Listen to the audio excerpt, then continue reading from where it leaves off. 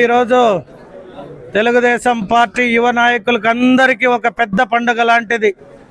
సంక్రాంతి గడిచిన 8 రోజుల తర్వాత కూడా ఆంధ్ర రాష్ట్ర యువతకి ఇది ఒక సంక్రాంతి మాదిరే పండుగ.